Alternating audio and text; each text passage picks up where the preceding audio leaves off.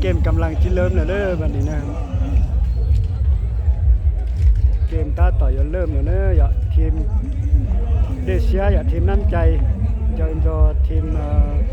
ยาโมบายด้วยนะเด้อเอาปานอนจะฮอปเล่าทีมเลยเด้ออย่าเนาะอย่าฮอปเล่าทีมเลยเนาะจี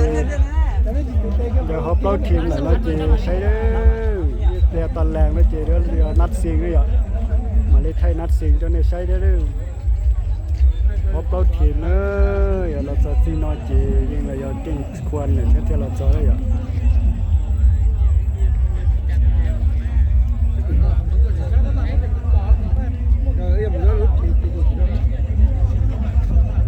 ทีมเนอะทีมน้อยตัวใส่สมบูรณ์ตัวนี่อ่ะทีมน้ำใจนักกีฬาเรียนทีมยามุมไบป้าต่อยเจ้าภาพเลยอ่ะป้าต่อย่อหัวนอป้าต่อยเจ้าภาพ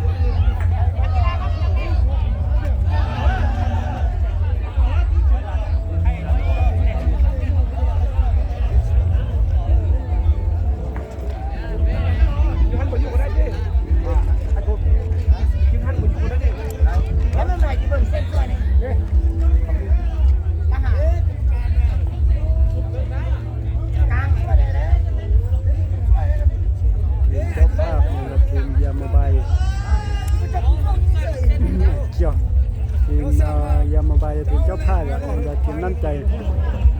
นั่นเลยตัวเด็ดตัวนี้ตัวใส่สมบูรณ์ตัวอะไรจ้าเนี่ยทีมน้ำใจ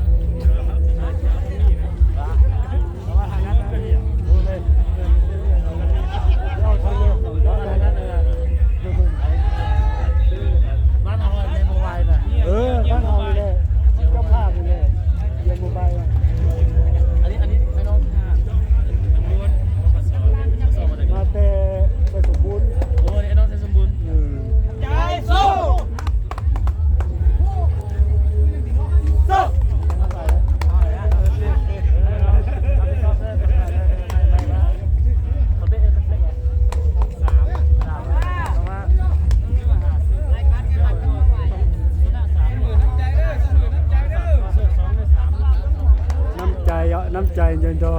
ยามาบายเจ้าภาพเนี่ยยามาบายได้ฮอปซีทีมนี่นะน้ำใจเซฟตัวเนี่ยเนาะบาสต่อใช้เลย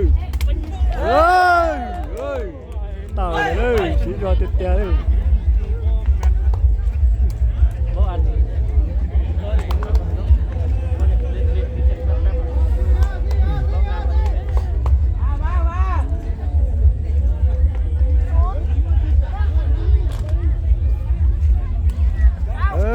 จอมาด้วยเลยกันเนาะ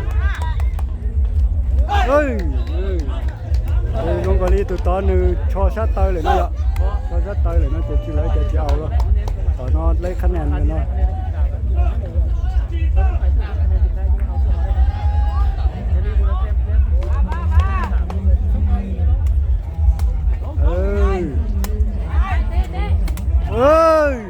ตายเลยเที่ยวตายเรือน้อยเจต่อน้อยเยอะต่อเซลล์เยอะ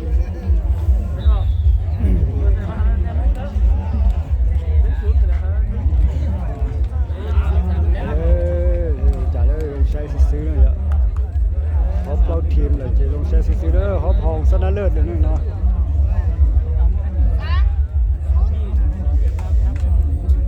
ฮอปห้องชนะเลิศใช่เลย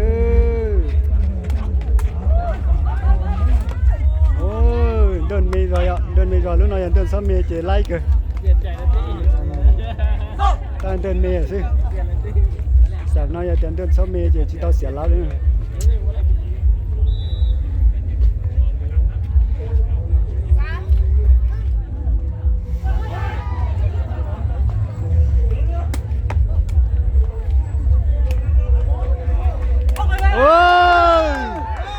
tiến bố vòng tiền đấy lấy tụi nó kinh bố đấy tụi nóขาดตัวเลยอ่ะธรรมดาที่จีนี่บกเตาตันชอเลยนามอที่จีบกเตาตันชอเลยตัวอย่างน้อยkinhบกเกยบกเราkinhตัวเราkinhอย่างน้อยแล้วแต่เมื่อติดตัวkinhไทยเลยเนาะจีนอซื้อเลยอย่างน้อยโอ้ไล่เลยลูกน้อย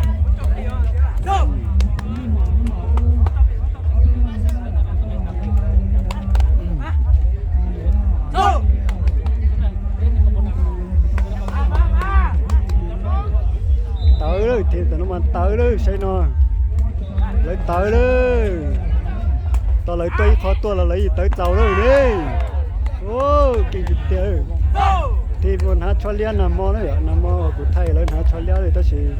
nó nói chỉ lên hái chọn chúa lên hái chọn chúa này thì nó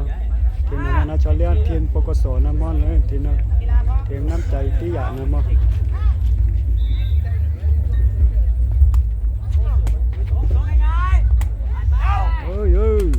ơi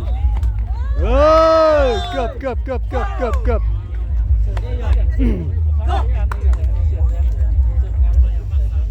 thì giờ mà bay cho cá sấuตัวđấy rồi nó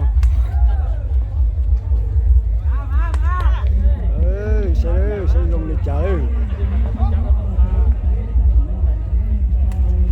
ôi xẻ lắp ô trời cơn ôi cướp kinh cây lời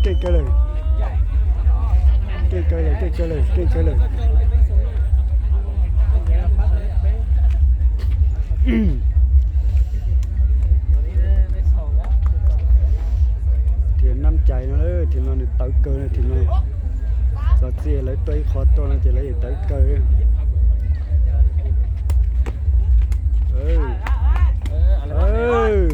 phi kick ê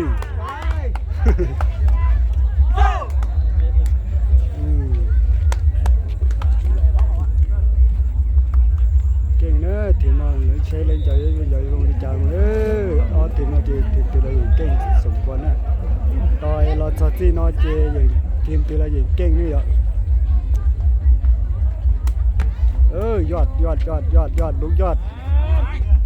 โอ้เก่งแต่ตัวธรรมดาที่เจริญไทยเตาตันทอเลยอ่ะใช่เลย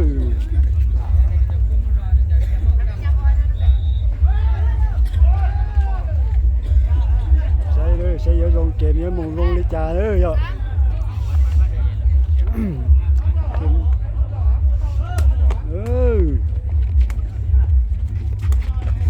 ô tời mấy can tia tờiเลยเนาะmấy can tia tờiเลยเนาะvậy mấy can này tia tờiเลยnó nữa vậy nó đây nữa sẽ vô dùng đi trà nữa mùng nữa là gì xứ nữa thêm từ là gì kinh dạng con đấy ạ hốp lót thêm nữa nè cả hốp lót thêm nữa nè nè lũ giọt ôi kinh thêm nhà một bài đấy ạ cho nó lấy khả năng thêm nhà một bài đấy cháu phát kinh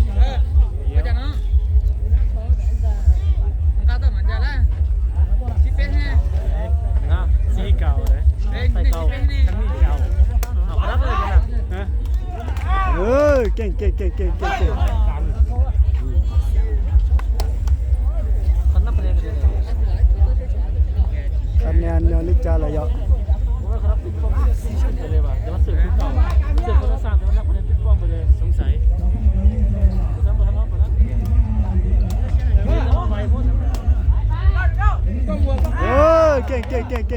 เก่งโอ้ยที่ดาดีเอ้ย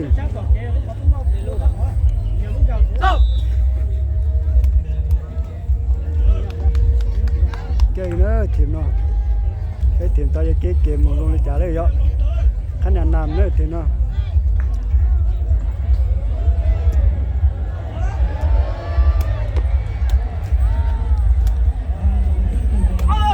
โอ้ตายเ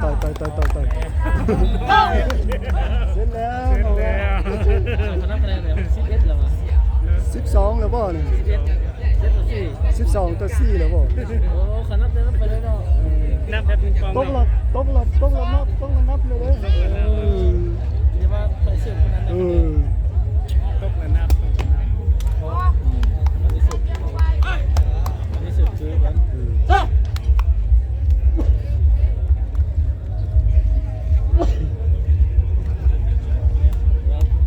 มั่นใจทางนี้มั่นใจกันเลยเกี่ยวนี่มั่นใจ นิ่งกว่าทางนี้ ใจแล้วทางนั้นก็ได้อยู่นะ เกมกีฬานี่เนี่ยเลยก็เกิดขึ้นได้เด้นี่นี่ ทั้งนี้ของ มันไปใจเลยแต่เกมได้เกม แล้วมีตัวเปลี่ยนป่ะ ต้องมีแน่นอน เอามาพูเสิร์ฟไหมเสิร์ฟมัน เสมเบ้าโพสเนาะ เสิร์ฟง่ายเลยเสิร์ฟกินง่ายไหมครับ เนี่ยตัวเปลี่ยนก็อยู่สุดยอด โอ้ยเลยมัน เขาแคมเขาเก่งอีกนี่ต่อยด้วยนี่ ตั้งตัวบอกเขาตั้งตัวไก่พูดตั้งตัวน่ะตั้งตัวเขา เขาทางเขาพัดบล็อกได้อีก แต่ว่าทางนั้นมีคันเล็กขึ้นจะปิ้นได้อย่างเดียวเลยล็อกมาได้คือทางนี้นี่เวลาขึ้นนี่สามารถจอดได้ นั่นเลยยอดก็ยอดได้ ตอนนั้นจอดแล้วเตะกันเดียวขึ้นมาเตะเลยอู้เสือไม่ตายบอกเลยมันตายนี่นี่แฮนด์กันอีก สู้เขาไปสู้ ขาเงาเลย เขาขึ้นสูงเตะถึงบอกกับบล็อกมันก็ออกขึ้นเขา แต่มัน เพราะว่าเรา ปลาละเต้แห้ง ตัวขาดตัวเนาะตัวลงเกิดเลยตัวขาดตัวเลยอ่ะ มันต้องออกไปนอก ตัวลงเกิดเลยตัวขาดตัวเลยธรรมดาเจตัวนอนใหญ่ๆเลยเฝ้าเกียร์เลยอ่ะ นี่จะบอกว่าเปิด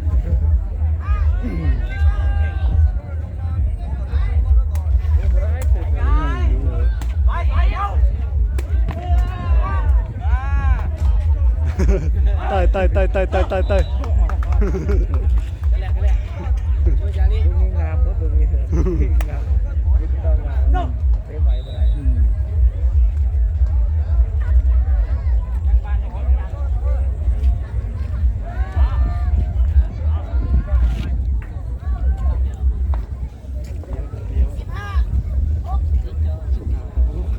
15ตัว6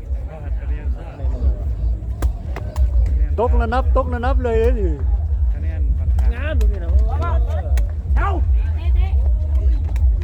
ย่าให้เสียไหมเตะเลยเก็บแล้ว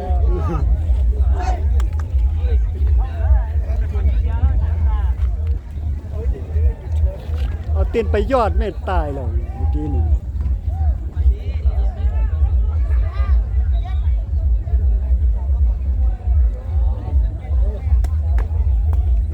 ตัวเซฟอยู่ เซฟก็ยอดปุ๊บก็ยอด ลูกเสิร์ฟต้องเน้นกว่านั้นลูกเสิร์ฟ นั่นแหละ ลูกเสิร์ฟธรรมดาเขาได้เอาเนาะจับเตะ คันเพอร์เซิร์ฟหรือเพอร์เซียเปียบอยู่แล้วนี่ อันนี้เขาเสิร์ฟตรงๆอยู่ นี่โอ้ ก็ไม่มีปัญหานะครับเตะตั้งโต๊ะ นั่นแหละ ตั้งโต๊ะอยู่พูนเขาเตะประคองไม้ค้างลูกเสิร์ฟเขาก็จับได้บล็อกนี่ขึ้นกับบริษัทลงเงินเตะ บ่ลงแล้วลงประมาณ 5% ทึกเนี่ยมันก็ลงไปทางอื่นออกไปนอกมันได้เลย อันเต้แหงนี่เนาะ มันเตะแล้วจะลงมันยังไง นั่นแหละ แต่เชื่อเลยตายเฮ้ย ตั้งตอนนี้เตะใครเชื่อ ฟังเลยนี่เนี่ยฟังเลยได้ป่ะเนี่ย เขาเสิร์ฟมาแบบ นั่นแหละ เสิร์ฟโยนมาใส่หัวมัน นั่นแหละคันเซิร์ฟเนี่ยเขาเจ้าบ่เสียรับเนี่ยเวลาเขาเจ้าฮับโต๊ะเนี่ยเขาเจ้าบ่เสียรับ เสิร์ฟในนี้นะโซเสิร์ฟเปิดเขาเสิร์ฟเปิดที่มันเสิร์ฟเปิดแบบ เกลือล็อกเนี้ยเลย นั่นเลย เดือดซ้ายเดือดขวาเลยไก่ต่อมายักษ์ตีกับเส้นนั้นเอาเสื้อเปลี่ยนคัดกับนั้น ทีมตีเราเก่งเลยทีมเราตาทีมแต่นอนคะแนนนำเชียร์นะยอ โอ้โหได้ เฮ้ย ไกลเลยเซาเอ็ดเนาะเซาเอ็ดเนาะ เซาเอส โอ้ได้ใส่เต็มเลยนะโอ้เดือดขาดหลาย เวลานอกยอเวลานอกทีมเราเก่งขับตัวเราเก่งตัวเราเก่ง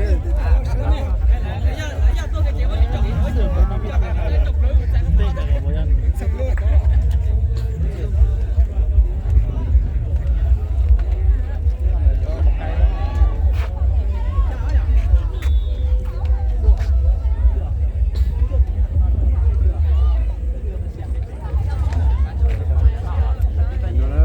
เบ่งเลยนะเบ่งแคมปูนเบ่งแคมปูนเนี่ยเบ่งแคมปูนเลยปูนเบ่งแคมปูนเลยทีมเลย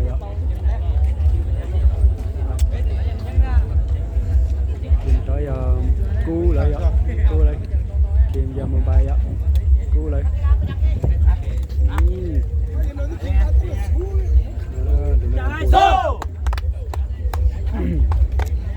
เกมเริ่มอีกเกมเริ่มอีก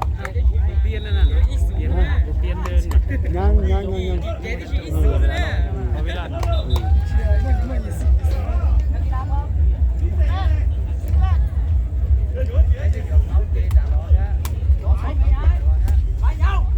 หเสียเลยเอาแล้วแม่คะแนนนะ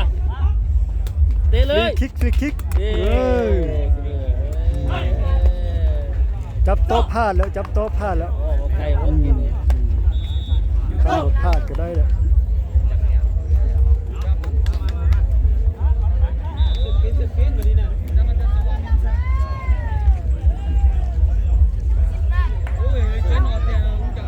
18-9นำเขายิ่งแล้ว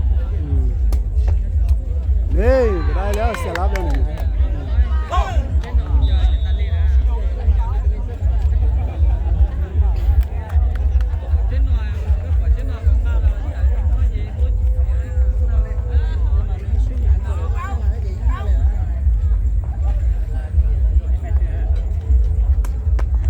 ยอดลูกยอด ร่นแล้ว โอ้หล่นแล้วมันยังโอ้คะแนน20-9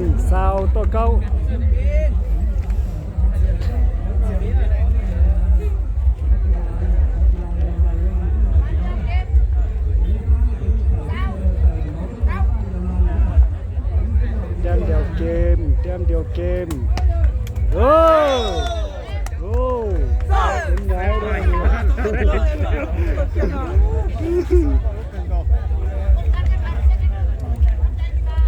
มั่นใจกีฬา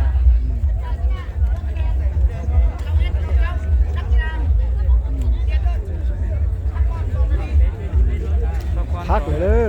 ยเจ้าน้อยพักเลยเจ้าน้อยโอ้มีแฟนมาเชียร์แล้วมีแฟนมาเชียร์เลยตัวแหงแหงขึ้นเลย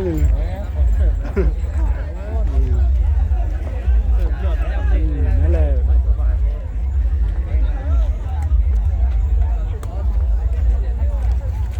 ทีมยามุมไบทีมมา จ่าแล้วจ่าหน่อย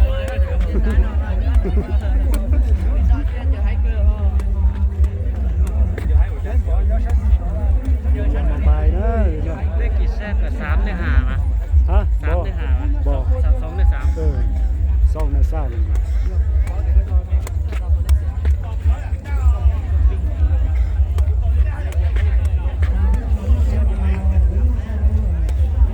คันเต้3ใน5เนี่ยเขาจะเต้เล่นเกม15แต้ม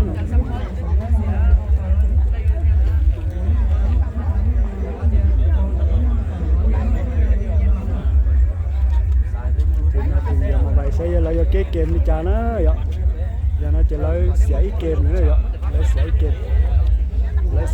เจ้าทีมน้ำใจเราทีม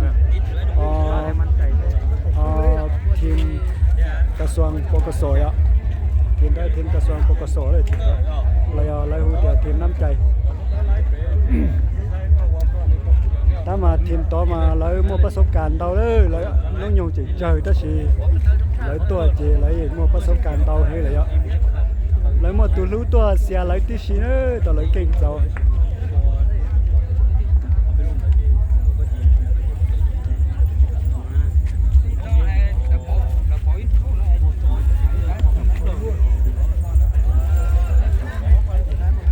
แล้วเจ้าพาจะเกมนี่จ้าเลยกันเนาะแล้วเดี๋ยวก็ต่อวางแผนเกมที่อ้อก็ต่อวางแผนเกมที่อ้อ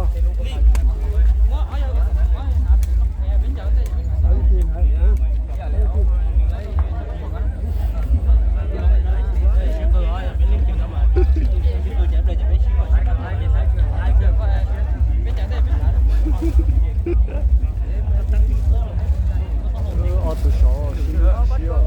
心里是点不少的哦，心里是点不少的哦，多少啊？心里是点的。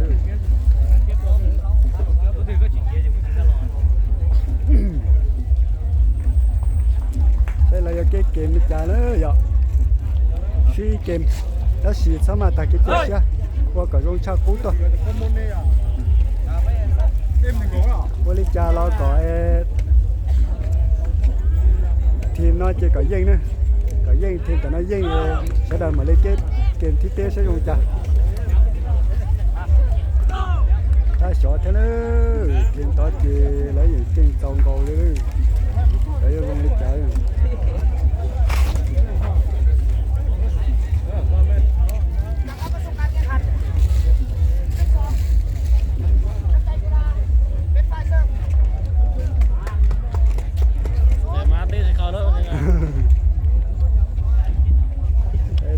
Sẽ giữ lòng lịch trà đó, giờ nó.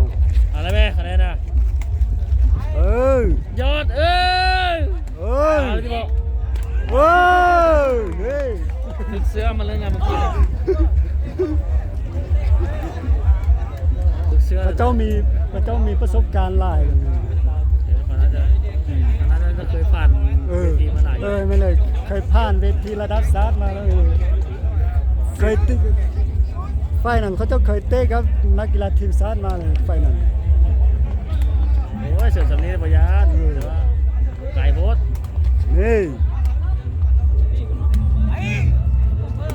โอ้ออกอาชีพเขาเจ้ามันเตะโตกินในทางนั้นนะ จังเลย เตะโตกินในทางนั้น เงินได้เลยนี่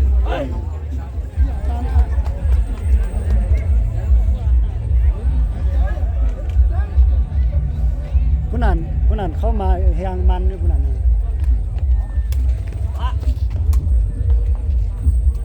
เด้เฮ้ยเห็นป่ะเต็มเลยก็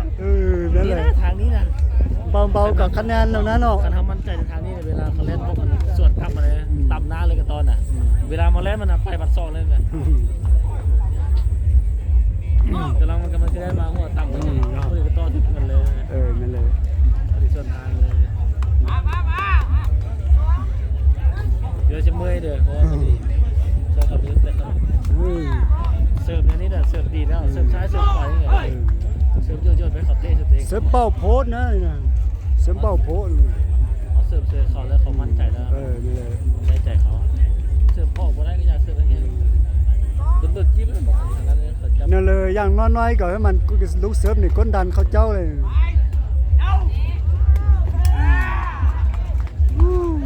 ถ้าลูกเสิร์ฟมันกดดันนี่บ่ได้เลยอย่างน้อยๆก็ให้มันกดดันเลย กดดันนิดนึง ลูกเสิร์ฟเขาเจ้ามีโอกาสพาสนิดนึง เสิร์ฟจี้ใส่บักอันเตะนี่แม่เพราะว่ามันพยายามเปิดบ้านไปให้หมู่มันกันเปิดโปรแกรมแล้วหมู่มันตั้งมันได้มันก็เตะบ่ได้มันก็เข้ามาบ่ทัน นั่นเลย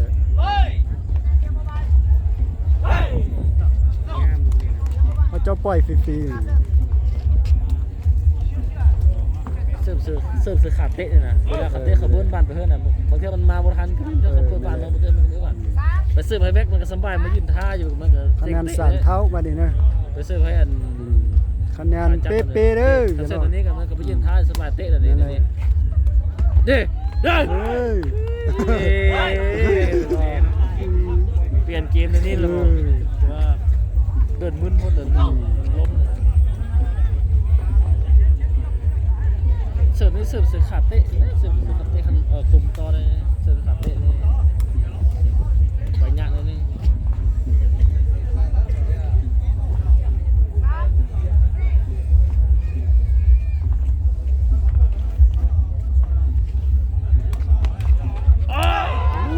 เกือบเสียพิธาเลยวันนี้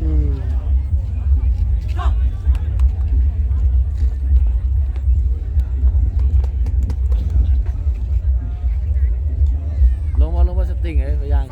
ฮะ ลงว่าสติงอ่ะจะให้เจ้าต่อทางนั้นเลยนะ2 เลยให้ต่อยเลย เดี๋ยว ให้ต่อยเลยเพื่อเอาทางนี้คือเก่าเลย โอเค เตะได้หยอดอะไรเท่านั้นเตะเฮ้ย บอกคนนึงบอกหยอดแล้วเอาแล้วแม่คะแนนอ่ะ โอ้คนไล่โพสนี่นะ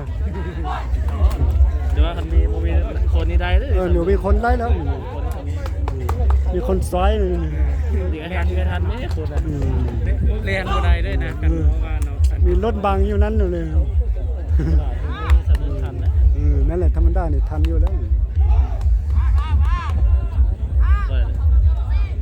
นี่คะแนนสุดๆเลย5-4 ภาษี ทั้งนี้น้ำ 6ดิ เฮ้ย คอนอนเตะเฉยเลย หาเท้าสู้เขาเป็นเสิร์ฟนี่เขายังได้เปรียบอยู่ นั่นเลย แต่ว่าขาเสิร์ฟเขาเป็นเสิร์ฟเปรียบเลยคนนั้นเสิร์ฟเซมอกเตะเนี่ยซ้ายมือนี่นะเสิร์ฟขาแบ็คนี่นะขากุ๊บนะเสิร์ฟขากุ๊บโอ้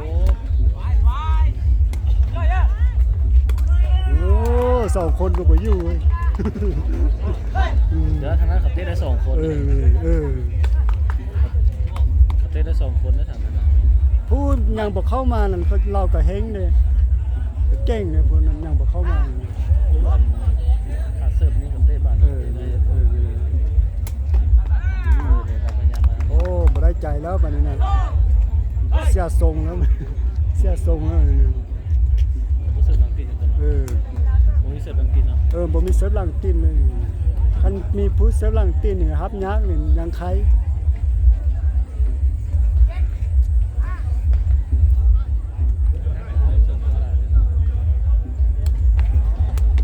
โอ้เสียทรงอีกแล้วเลย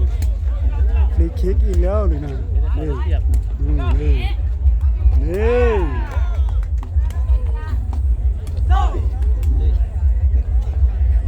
มันเตะบ่ได้แล้ว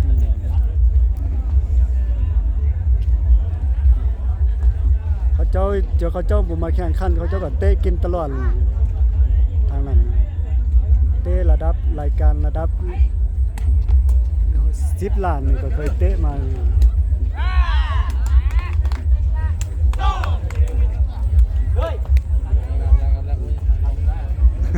อย่าทำอย่าง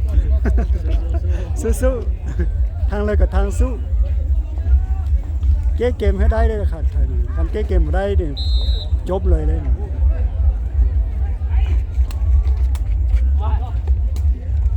ได้เลย เขาจะออกบ้านต่างทางนั้นออกบ้านบดถือกัน ปากขาดว่าเราเข้ามาได้นะเราไม่จำได้เราไม่จำนาน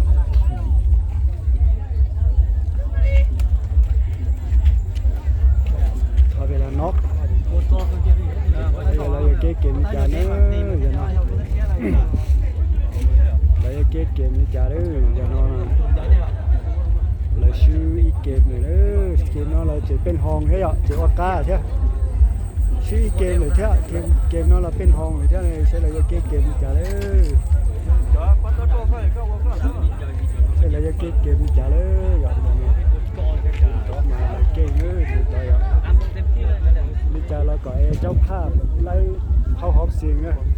แค่ได้จีเนาะ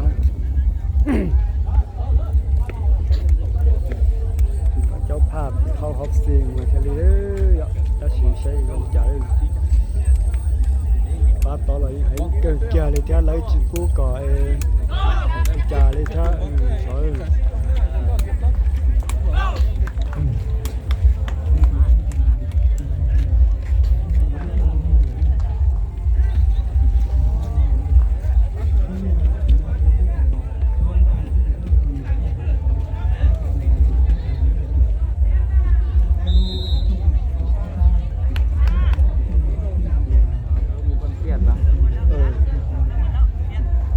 เก่งกันนี่แหละเอาตัวเต็งมาลงแล้วนี่นะบ่มีตัวสังห้องอืม ต้องเอาตัวเตะตัวนี้มาเปลี่ยนตัวเตะมา นั่นแหละ เสิร์ฟไปสิเด็กเห็นบอก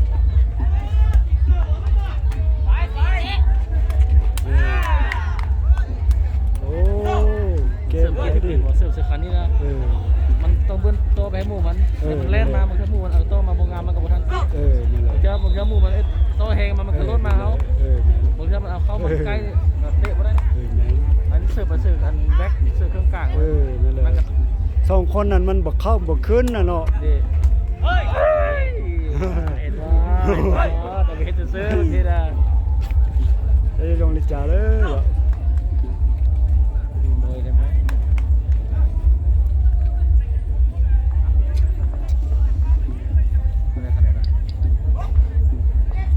6-11คะแนนเจ้าตัวเก้าอี้ นี่ธรรมดาเลยนี่ เจ้าตัวเก้าอี้โอ้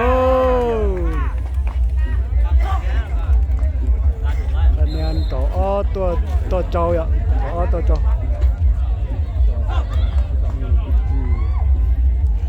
เกมเลยก็นำครึ่งนึงเกมเลยก็นำครึ่งนึงนี่ก็บ่มีกำลังใจเลยทีมต่อยแล้วเกมต่อวงเก๋อทีมต่อยก็อ้อทีมนี้เจ้า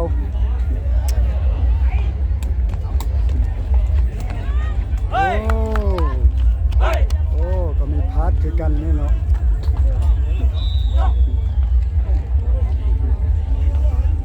นี่เนาะจีป้าต่อช่อยนั่นเลยนี่เนาะจีป้าต่อช่อยจะต่อป้าต่อจะต่อจีกันจีตัวจีต่อ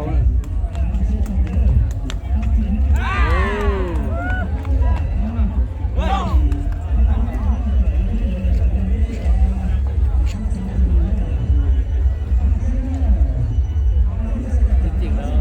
เตะอยู่นอกนี่น้องนี่เก่งอยู่เลย นั่นเลย แต่ว่ามันเกมที่แข่งขันเนี่ยมันนี่เราไปเลยนะ โอ้ มันได้แบบไล่เบรกหัวอยู่เลยนะแบบเบรกหัวอยู่ โอ้เด็กนอป้าต่อ เบรกหัวอยู่การแข่งขันเป็นเกมสมมติมือนี่ใช่ไหมนั่นเดี๋ยวประเทศจะด้วยน้องเงี้ยแบบเตะไปทั้งสามคนก่อนนี่ก็กินเข้าไป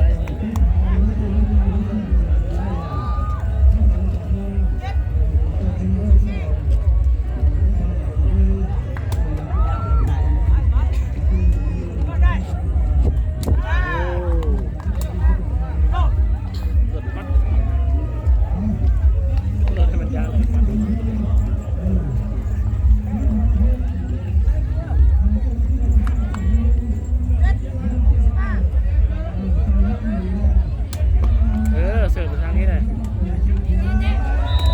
โอ้ไหวแล้วบัด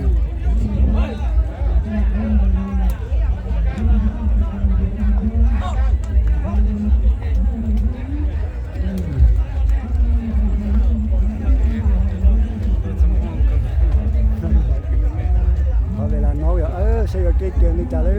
ยชาตัวเก่าเจ้าเลยอ่ะ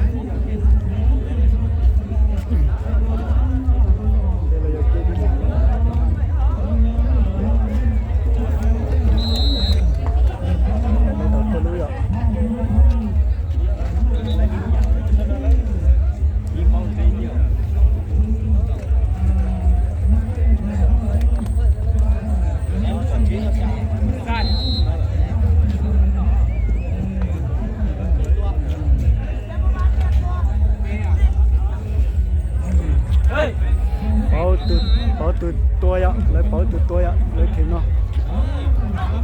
เลยเป่าตุดตัวเลยทีมเลยกับทีมเปลี่ยนแล้วผู้นั้นก็บ่ธรรมดาเลยผู้นั้นขึ้นสูงเต้นนัก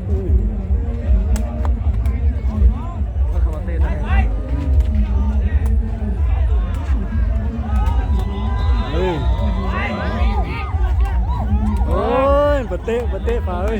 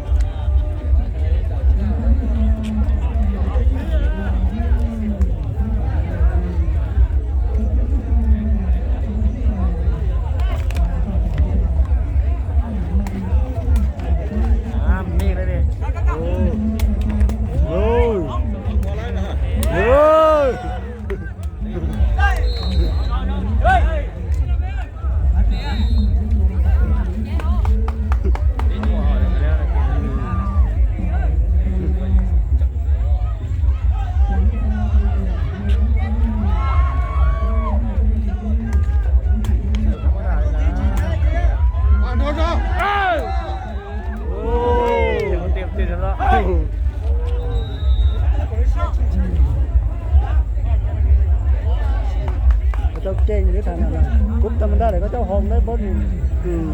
การโต๊ะขึ้นไปวัดเขาเจ้าห้องได้บนใส่ลงใจเหรอ โอ้ยโอ้งามปกติคือทำไม โอ้พลาด ยังบริเวณอ่านกินแล้วแต่ละ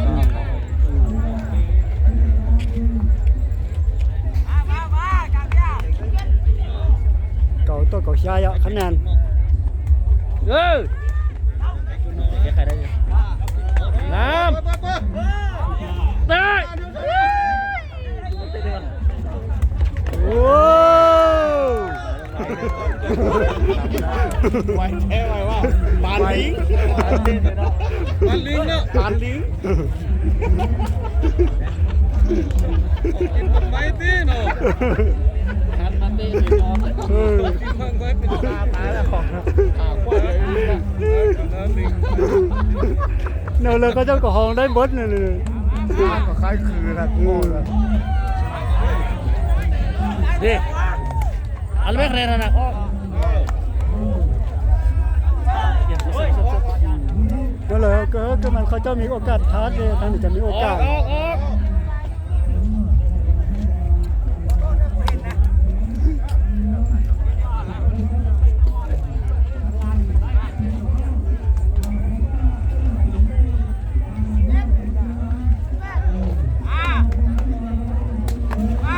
งามสุดเลยนะงามแล้วเขาสืบงามไปเขาจับได้เขาเต้นแล้วได้ใจสืบแง่งไปได้ก็เอาได้ก็ ไรก็ยากเลย ไม่เขาสืบข้อแต่เขาจับได้เขาเต้นเสียให้ได้ใจ นั่นเลย เขาสืบมั่นใจเลยข้ามมาดูเลยเขาก็เลยนี่เอาได้คะแนนท่านน่ะสูงไก่พวกนี้นะเกือบกันแนวหนีแล้วบ่น้ำมันกดดันเขาเจ้าแล้วบ่ เท่าไรคะแนนเลย ก็18ต่อ12หมดเลย ตอนนั้นเขาก็เปลี่ยนคนแล้ว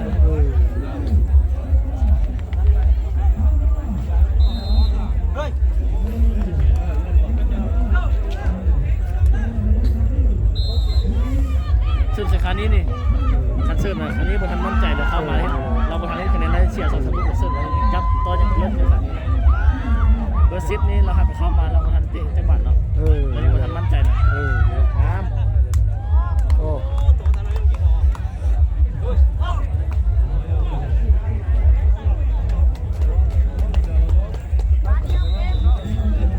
เต็มเดียวเกมแล้วมาเลย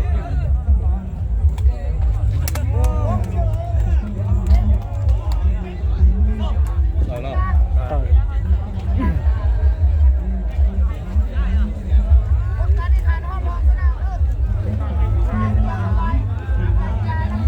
เลือดออก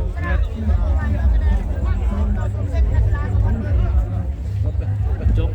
บ เรียบร้อย ตาอย่างนั้น แกมือไปถึงวันนั้นแล้วทำงานเลยมันยังตื่นเต้นนะ